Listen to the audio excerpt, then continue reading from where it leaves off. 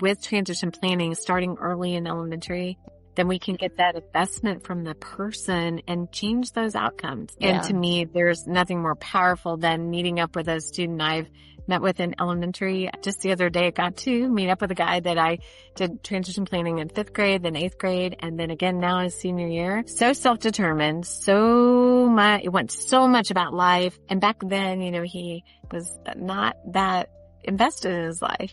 Of course, people could say, oh, because he just got older. No, he made a conscious effort to make those changes and do what he needed to do. And I was so inspired. I got tears in my eyes 3 different times in leading that meeting because it was from him and his passion came from him.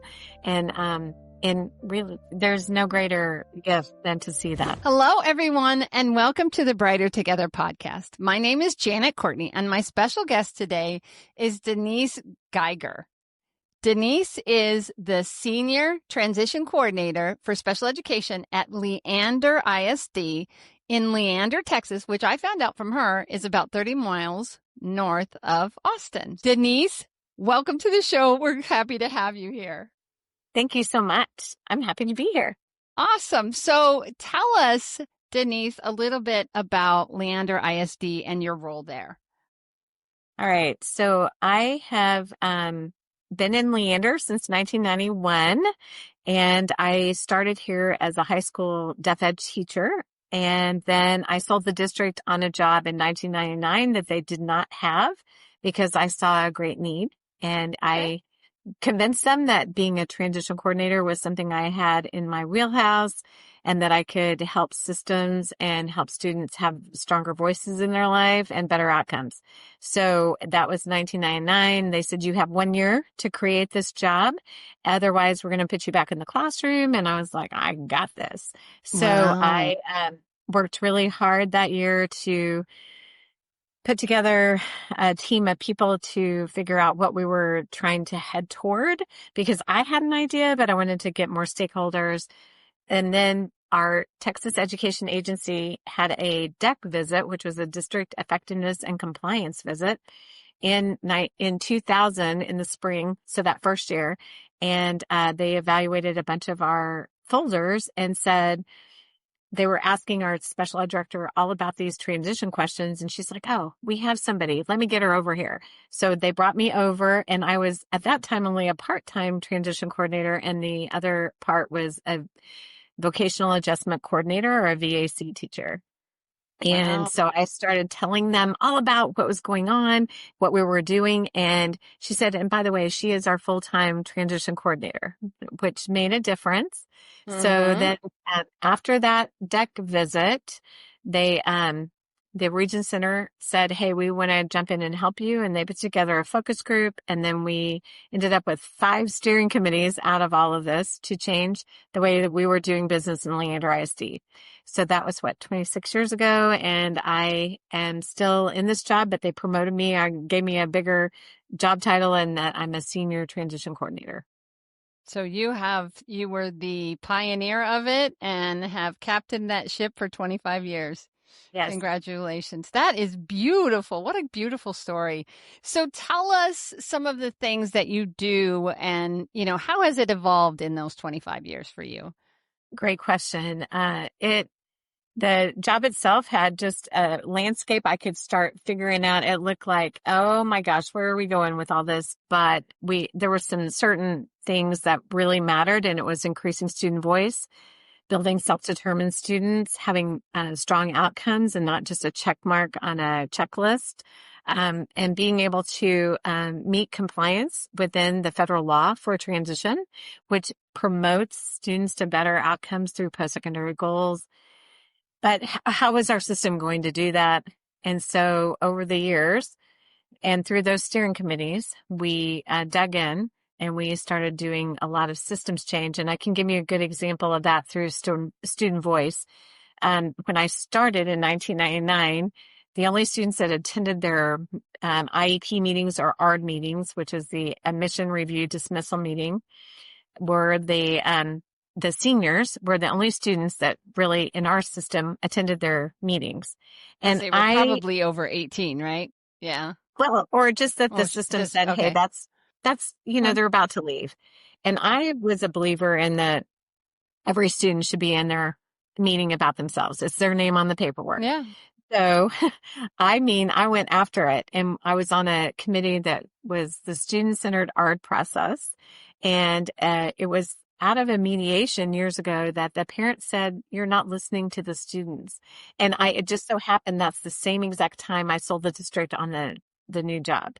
So, we called it a pilot, but we started figuring out how to get students, not just seniors, but the entire high school, ninth, 10th, 11th, and 12th graders into their meetings about themselves. And that took about 2 or 3 years to get the system to move Yeah. that direction.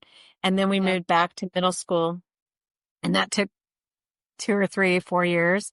And now currently, so 26 years later, we're still looking to how to get elementary students meaningfully involved in their meetings and to have a vibrant voice in their life.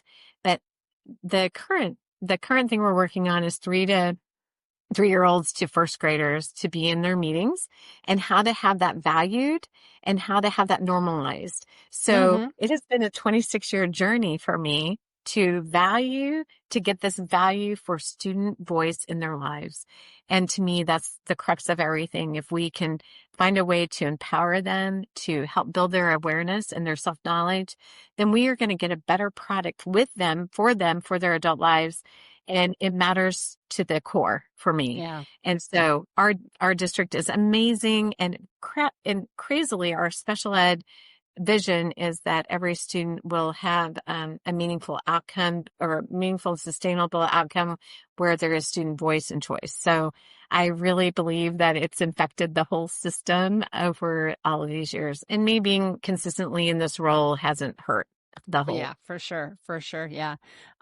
It's so interesting that you say that, because I'm an SLP of 31 years.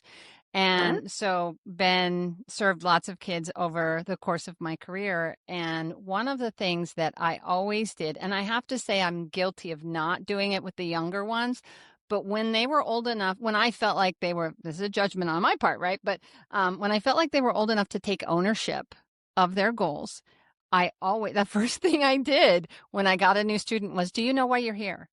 And had them give me, and a lot of times I got exactly what you did. She shook her head. "No, I don't know why I'm here.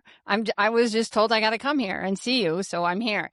So I would go through that process of explaining to them why they had speech therapy, what our goals were for them, and what they wanted to do out of therapy. What do you want to do? Where do you want therapy to go? And a lot of times they didn't know, but then we would also go through their goals and go, "These are the things that Mrs. Courtney or Miss Janet, depending on the school district Right. and the time of the year, but we're going to work on with you so that you can get better and graduate from speech therapy, because you won't need speech therapy for the rest of your life.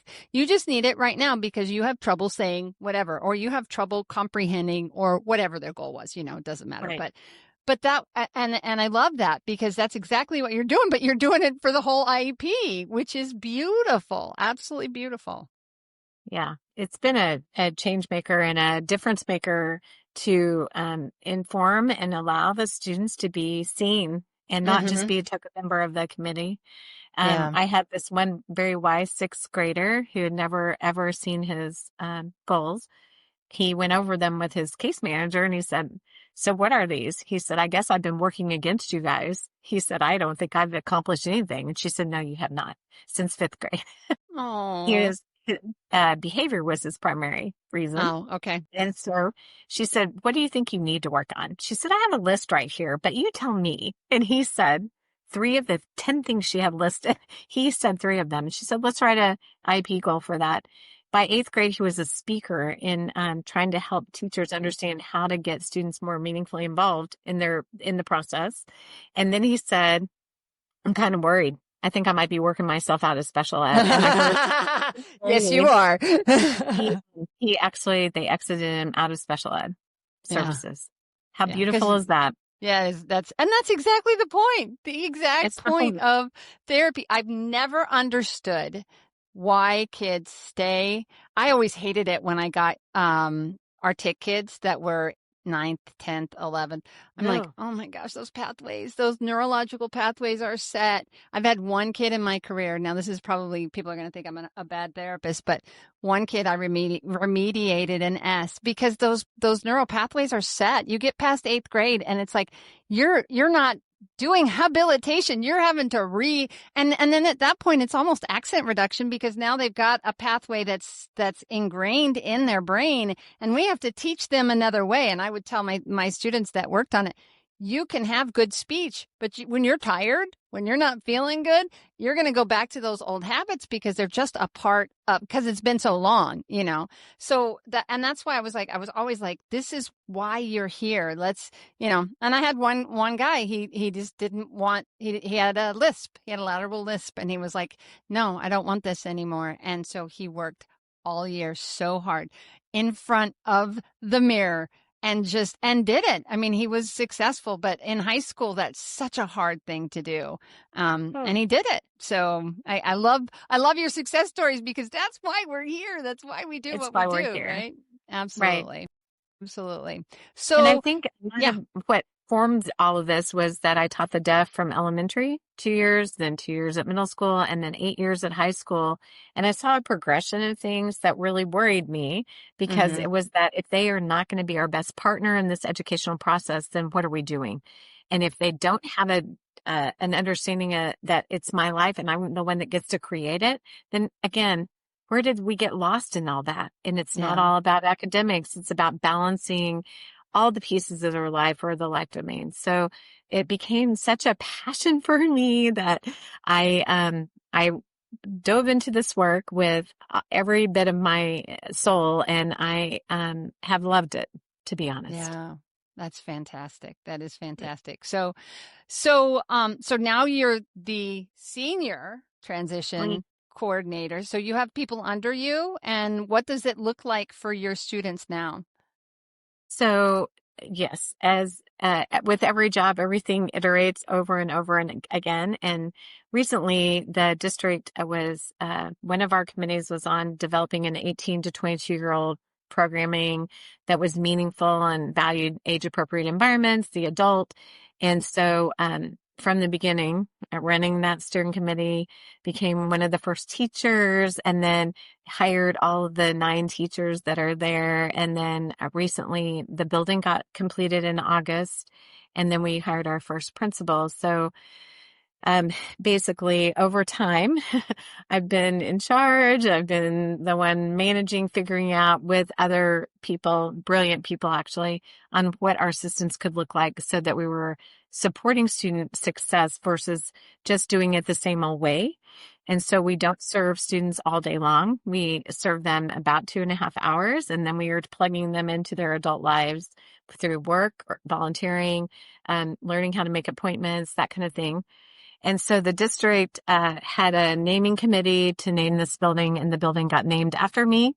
So I am Oh, very wow. honored to say that we have this building that is named the Denise Geiger Compass Center, and it will forever never be lost on me to know what hard work went into that evolution and that process. And then our principal, Justin Pine, and I have worked together since 2020.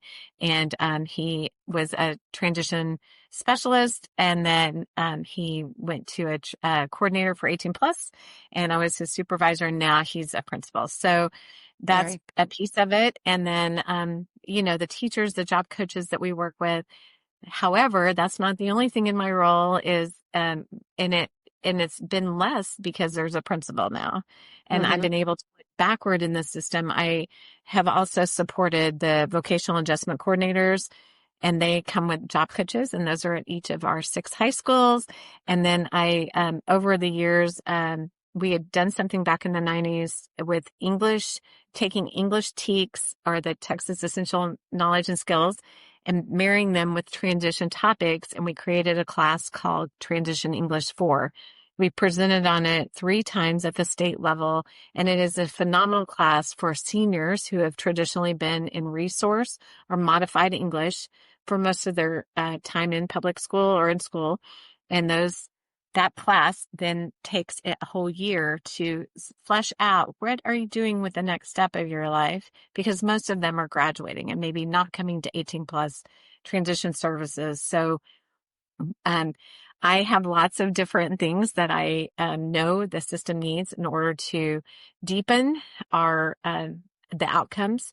And it can't just come from just having 18 plus. No, it goes backward to having systems where, again, we are utilizing the resources we have in a way that gets the biggest impact, so that they're actually going on for more training or education, and that they also recognize and value that work is an important piece of their lives. There's a big difference between being supported by somebody who's walked in your shoes and someone who hasn't. At Lighthouse Therapy, our leadership team is made up of experienced clinicians who've actually worked in schools. We understand the pressure you're under and what real support looks like. That's why our therapy solutions, whether it be virtual, hybrid, or in person, are built with you in mind. No complicated systems or red tape, just streamlined support and seasoned therapists who are ready to make a difference. Learn more at lighthouse-therapy.com/brighter together. Yeah, and buy-in, getting them to buy into what's next for themselves. Boy, you need to do that across the whole school. Let's buy into what's next, right? Not just with Right. because I know I graduated at 17. What am I doing? I actually went and wanted to be a deaf educator and flunked out. I didn't flunk, but I was not able. I was too young. I didn't know what I wanted. I ended up, Sure. getting back into it. But how many kids, I'm always impressed when a child goes into college and says, one of my son's friend, he was valedictorian. He's an amazing man. He really is. And I'm so proud of him. He just got his doctorate as a pharmacist but 6, 7 long years of school, but he knew his name was Jarrett, and he knew what he wanted from the time that he graduated, and he went after it, and he just, super smart person, but still, it's like he knew what he wanted to do, and he did it from the beginning to end and got there, at probably the youngest you can be, but that doesn't happen very often, does it? No, and it took me to be 25 to finally get my master's in deaf ed, but then this is my 39th year to be an educator, and all in public schools. I have a strong love for the public school. I'm a public school educated individual, and then I see the beautiful nature of what all of our teachers pour into these students, no matter from the age of 3, 8, 12, 15. And I find the work to be gratifying and also inspiring. It helps me get up every day to want to just keep making the changes that need to be made, but also to support the things that are going so well. And we just need to celebrate that. Absolutely. That's what Brighter Together is all about, is celebrating the wins, because every single time I turn around, all we're hearing is negative, negative, negative, and it's not the truth. And the truth needs to be put out there. And, people like you with the passion that you have, you need a platform in order to speak and talk about. And you're the reason that so many of these kids, they named a school after you, Denise. I mean, come on. That's so incredibly impressive. Good for you. But that's not the reason. The reason is because you have this passion, because you love these kids, and because you want what's best for your kids. And you're doing it at a really big district. That's a big, would you tell me, 40,000 kids about? We have about 41,345, I think. I just think I saw that. And then our special education population around 6,500. 6,500 kids. That's a lot of kids. So, do you, I know you probably, with transition, you probably have partners from the community. What does that look like? Absolutely. Oh, yes. We have so many partners from the community, and we need them, and we value them. So that's been a long process itself to increase our employer base and be able to figure out how to have them see the belief in getting our students out in work-based learning, where they can do job training in authentic environments. So we came up with something called the Live Celebration, and we have it once a year. And I think we're on our 25th. It'll be coming up in 2026. And it started out of grassroots, that our bus drivers saw how much of a difference it was making in students' lives to be out in work training. and they paid for hamburgers and a celebration to award our students for the fact that they were making a difference in their own lives. And they said, and invite those employers. We had such a positive response in 2001 that we've kept it going. And we every year we celebrate how many employers actually come to the forefront to help us support either non-paid training or to hire students. And last year, I think we had 120 employers in the Leander Cedar Park in North Austin area who had participated with us. So we also have we wrote a grant where we're going to each of the chambers, and our vocational teachers, our 18 plus teachers, Justin, our principal, me, we're all making those inroads with people at each of the chambers. We had a team work on of job coaches actually three summers on how to increase this footprint across the system for employers to believe in what we were doing. And they came up with a brochure. They came up with a website that is now attached to leanderisd.org. It's under special programs. And I just really love that every year something new keeps iterating. And so last year we tried something we'd never done, and we heard it at the Texas Transition Conference, which is a once a year conference to really have a melting pot of great ideas. And then you can go back and go, woo, I can try that. And it was a reverse job fair. And so we loved it, where employers don't set up a table, but they're walking around the room where the student is advertising themselves with a trifold, with a QR code, with their resumes. And they're saying, hey, we're looking for somebody to work in our food service area, like a restaurant, or, hey, I'm looking for somebody to work in, I don't know, like a gardening place. Gardening. Yeah. Okay. Yeah. And so then they got to be interviewed by, we had 15 employers come, and they walked around the room, and the YMCA lady who came, she said, I've never done this before, but it was so innovative and creative. She said, I'll come back. She goes, this is a great way to meet meet people who would be in the workforce and be happily there. Right. And our child nutrition services from Leander ISD brought 3 people. They said we would hire 3 of them right now, but they have to graduate. So that was in April of 2025. And I am hoping that it gave these students a leg up on how to have confidence in themselves, but also it helped them have so many times to interview. And that is often a barrier with our students. So we are all about community partners. One year we had 140 employers. I know. And it takes a village of us. It takes all the job coaches and our teachers, and it takes a belief in the outcomes. And also it's a win-win for the businesses to recognize that the abilities of our students actually will bring so much more than they can ever imagine to their business. That why not? Why not try what the student has to bring and offer? Absolutely. Absolutely. Beautiful. And I know you've had some successes. Let's just touch on that. I know I read the notes before. So let's tell our audience a little bit about some of your kids. 25 years is a long time. I know you've got some in your head. I would love to hear about those particular kids. With that, I mean, we just, you know, generalities, but yeah. Sure.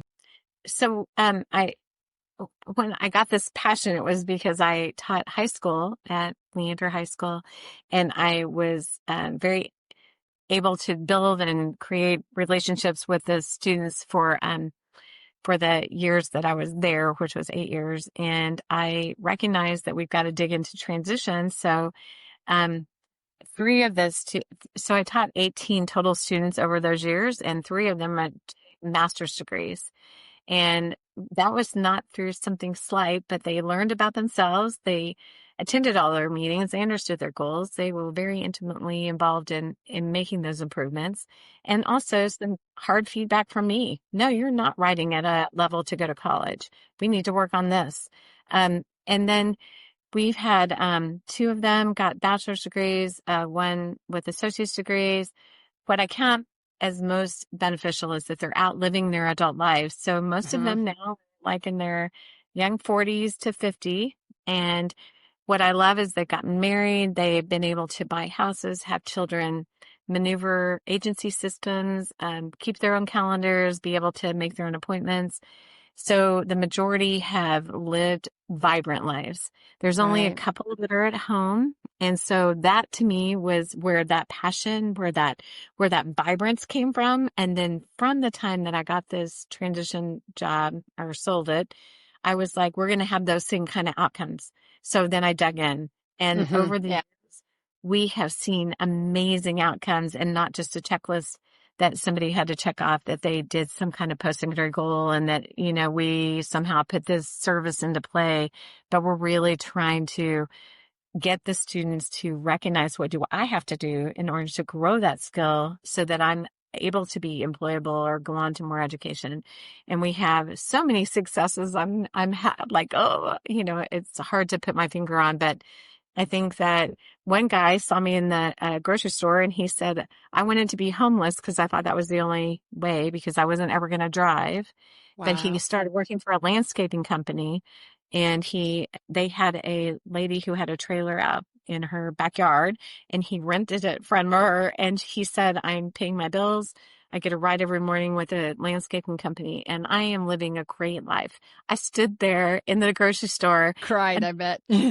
Yeah. Okay, that is a life that would have never had this opportunity had we not been Yeah. invested in what they were doing. So I feel like it is infecting the people around me with the same kind of thought and the same kind of hope that every life deserves for us to dig in, for us to remember that they have bigger lives out there, and that the skills they need, we need to vibrantly figure it out and work with them, not against them. And we don't need them to work against us.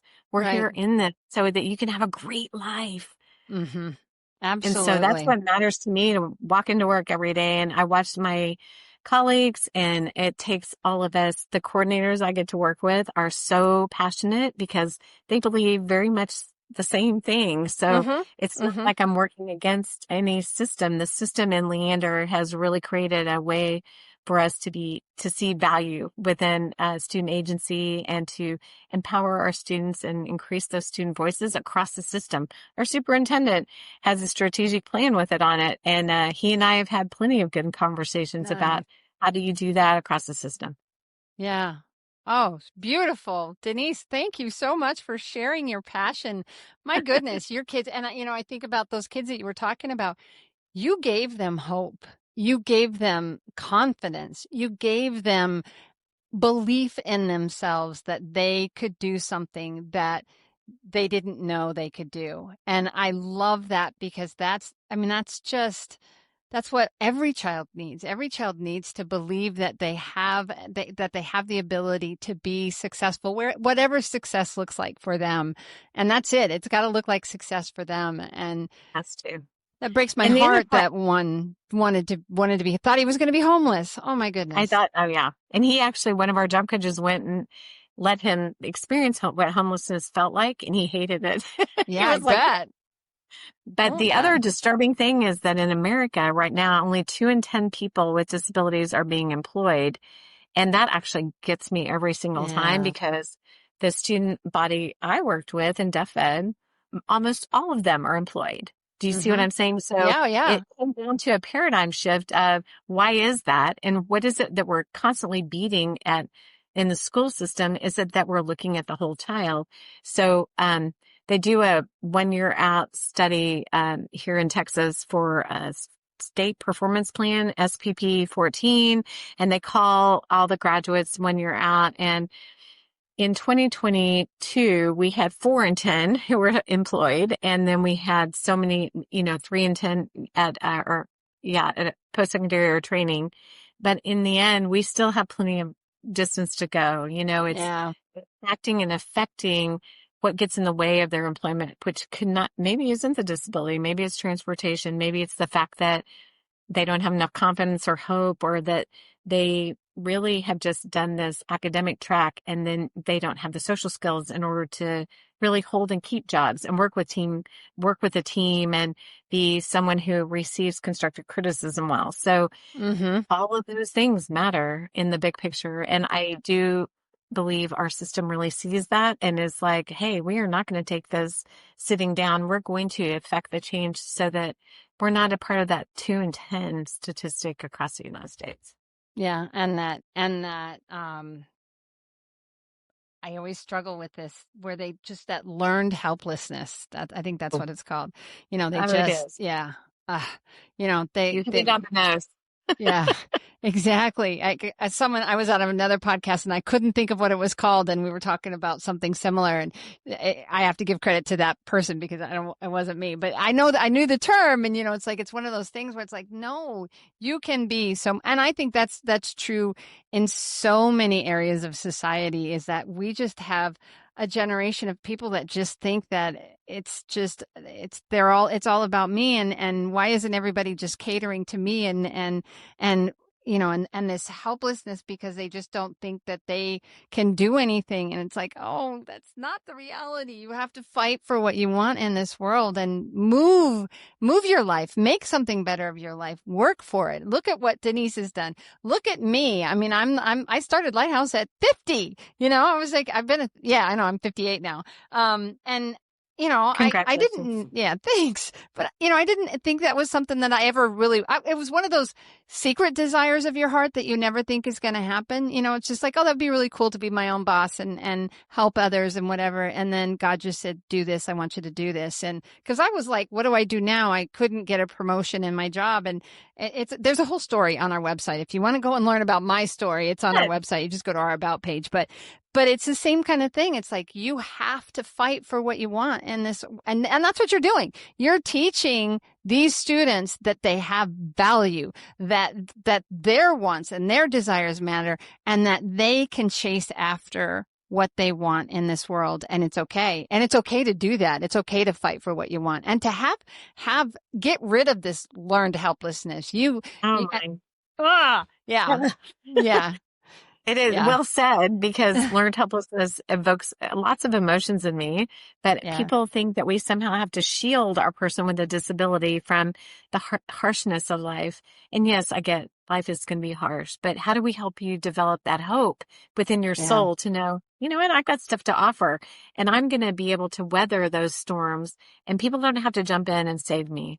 And, that's important in this whole work that we do, that Yeah. they find their own center and their own desires are moving the mountains, and people will look at them with respect Mm-hmm. because they are guiding their lives forward. And I think there's nothing greater.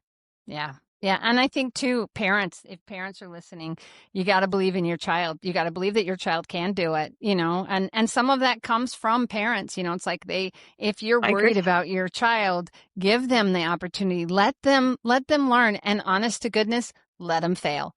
You Let gotta it, let them fail sometimes, because the only way that these kids are going to learn what it means to get up and go to work and be on time and do the work and get paid and be a productive human being is realizing that they have to do these things. And if you're the one that's waking them up and making sure that they're all the time, yeah, that is learned helplessness. It really is. It really is. And it needs, you just need to hear it. And it's a hard thing for parents to hear because we want our kids to be okay. We just want them to be okay. I get that. I totally get that. But, you gotta, and even as a parent of 3 adult children, having them realizing that even though they aren't, quote, special needs kids, they still have to learn. You're going to have to, you overspend, you got to pay it back. That's the reality. It's hard work when you get yourself in debt, it's hard to get out of it. So, it's all of those things. So, but it's anyway, all those things. And it's it's all of very those things. wonderful to have something called transition planning. Mm-hmm. It can be on the paperwork in the federal law, but it really jumps to life here because with transition planning, starting early in elementary, then we Mm-hmm. can get that investment from the person and change those outcomes. And Yeah. to me, there's nothing more powerful than meeting up with a student I've met with in elementary. I just the other day got to meet up with a guy that I did transition planning in 5th grade, then 8th grade, and then again now his senior year. So self-determined, so much, it went so much about life. And back then, he was not that invested in his life. Of course, people could say, oh, because he just got older. No, he No. made a conscious effort to make those changes and do what he needed to do. And I was so inspired. I got tears in my eyes 3 different times in leading that meeting because it was from him and his Mm-hmm. passion came from him. And really, there's no Yeah. greater gift than to see that. Yeah, and it's beautiful. It's a beautiful thing. And it's just, and that's what education is about. That's why this podcast exists. That's why we bring on people like you, because it is so much about leading the next generation to a better place. And like the podcast say, we're brighter together. We really are. So Together. Thank brighter you for together. Yeah. elevating the educator and for being who you are and finding your way Thanks. to this podcast. I Yeah. think So before we you're a blessing.